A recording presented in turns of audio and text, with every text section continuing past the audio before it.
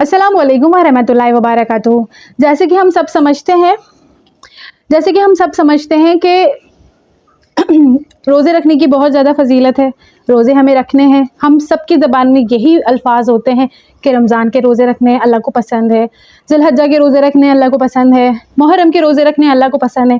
क्या हमने कभी सोचा है कि कुछ ही नेक बंदे होते हैं जो रोज़ा रखते हैं इन महीनों में, और कुछ बंदे ऐसे होते हैं जो सिर्फ बोलते बोलते कि हम रखेंगे और महीना ख़त्म हो जाता है।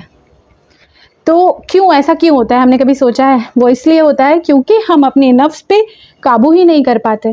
देखिए, अगर हमें कोई भी चीज़ चाहिए तो अल्लाह पाक क्या फरमाते हैं कि मुझसे मांगो।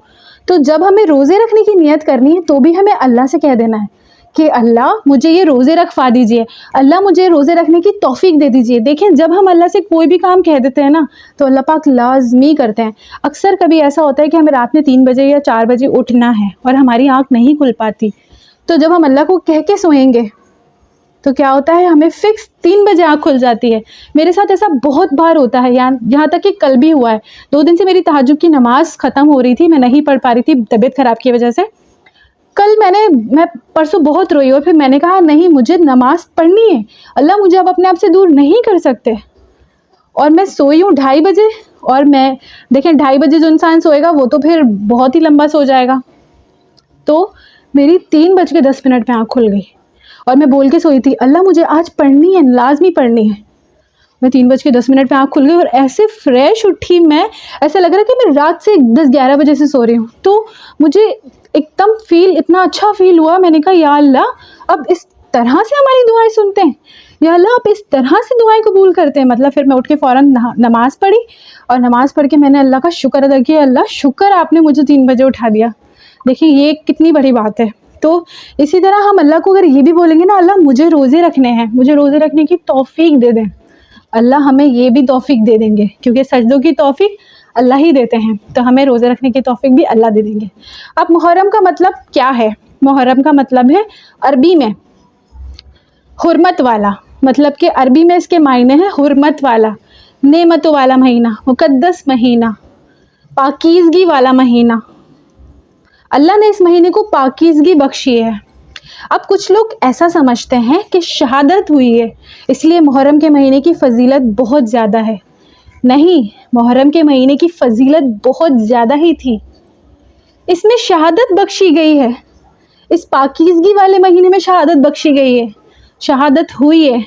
तो इसीलिए जब दुनिया बनाई भी नहीं थी अल्लाह ने, कुरान मजीद में अल्लाह ने फरमाया है खलका यौमा खलका माफिस यौमा खलका समावाती वल अर्द, यौमा खलका समावाती वल अर्द।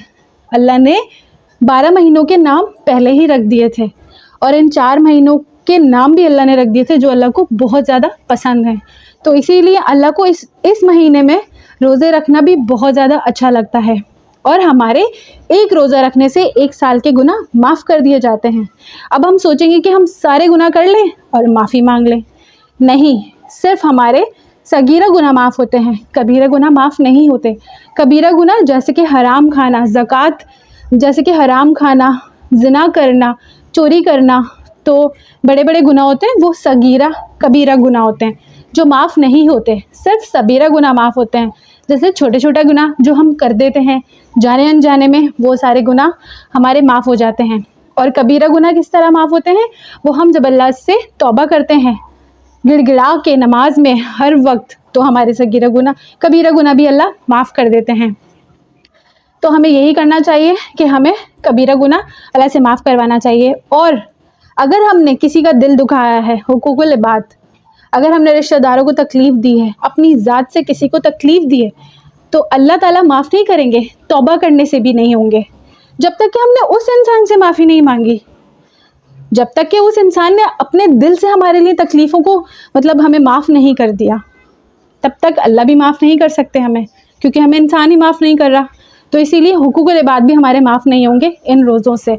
तो जो बाकी हमारे गुनाह हैं वो भी हम बहुत ज़्यादा करते हैं, उठते बैठते सुबह शाम बदतमीज़ी कर देना, चीखना, तेज़ आवाज़ में बात करना, जाने अनजाने में कुछ भी बोल देना, अल्लाह को शरीक कर देना, शिर्क करना, मुँह से कोई ऐसी बातें निकाल देना जो अल्लाह को पसंद ही नहीं आती। اور ہم کر جاتے ہیں، تو اسی لیے ہمارے ایسے گناہ معاف کر دیے جائیں گے۔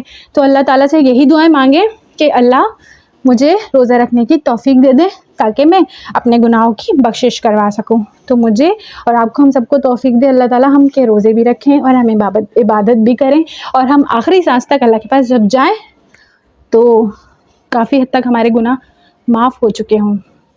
آمین ثم آمین۔